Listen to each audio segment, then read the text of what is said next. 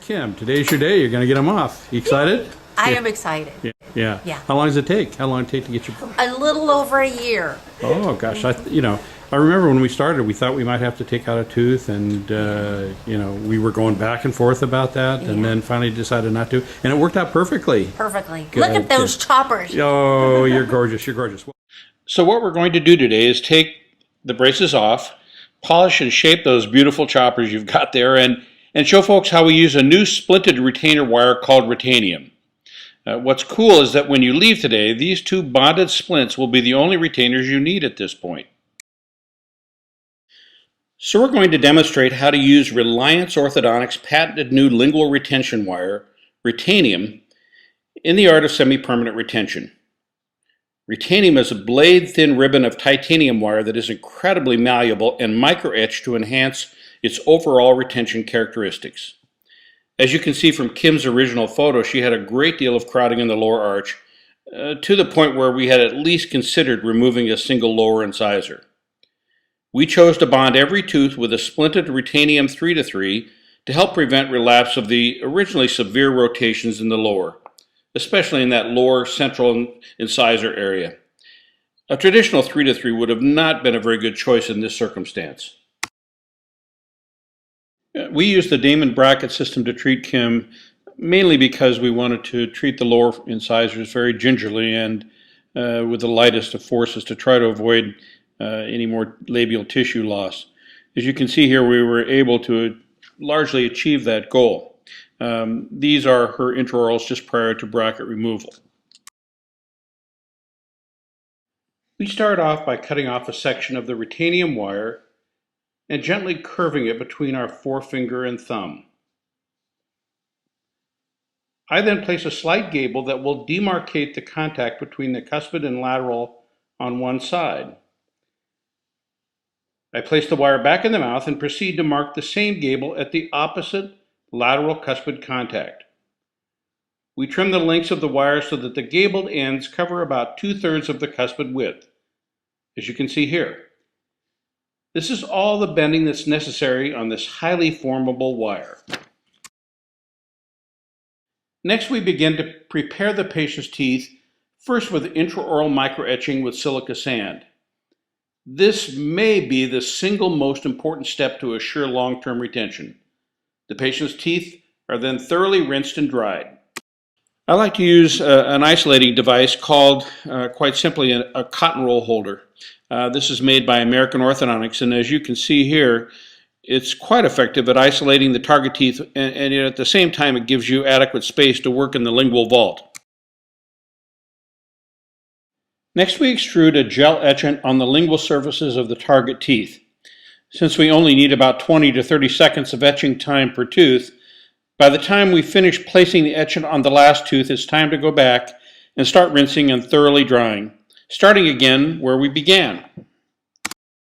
Now, after we've thoroughly desiccated the teeth, I paint a coat of Assure Hydrophilic Universal Primer on each of the teeth.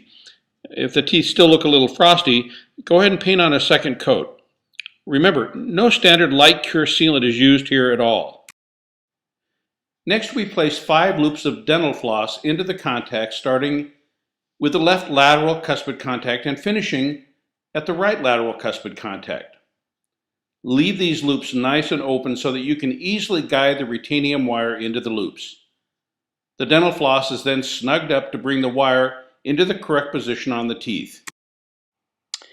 I use a curved Howe plier or Weingart to swage the wire flat against the lingual surfaces of the teeth. This is important because it reduces any remaining space between the teeth and the wire and helps reduce the amount of composite that we end up using. Okay, now it's time to add composite to our lingual wire. We use a very thick base light cure composite made specifically for lower lingual retainers by Reliance. We don't want to use a flowable composite because first, it wears more easily and second, it does flow all over the teeth, making removal much more difficult than just popping buttons of composite off of the teeth. If the flowable gets into the gingival sulcus, it just becomes much more difficult for final cleanup. Once a small dollop of composite has been added to each tooth, I'll smooth it with the styrofoam pledget soaked in a shear bonding enhancer. I then cure the composite from the incisal edge of the teeth. Remove the dental floss and voila, we have a long-term Retanium splinted retainer. The final splint should have clean contacts for flossing, individual nodules of composite covering only the wire from contact to contact, and smoothness for patient comfort.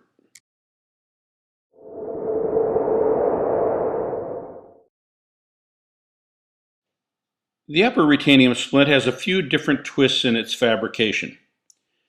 We start off with a section of wire that extends about 3/4 of the way through the lateral incisors.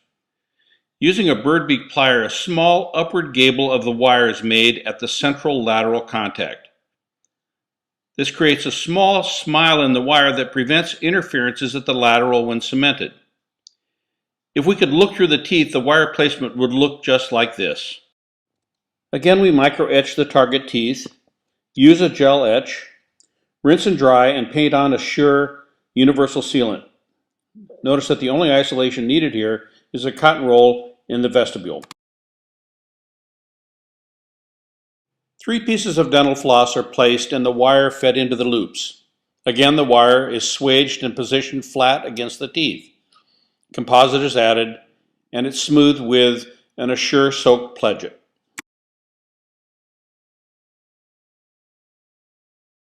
Now this is critical. Have the patient close completely and do the initial cure from the labial.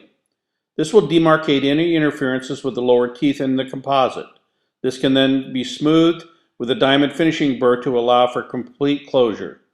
Sometimes it's necessary to spot the anterior contacts with articulating paper to relieve any interferences. Kim's final result, seen here, should allow her to close completely with the splints in place without any occlusal interferences. Let's see how the, oh, look at those teeth. Oh my gosh. Oh, they're beautiful. Thank you, Dr. Hilgers. Thank you, Dr. Nissen. They came out better than I thought they would. I guess you know what you're doing. Oh my God.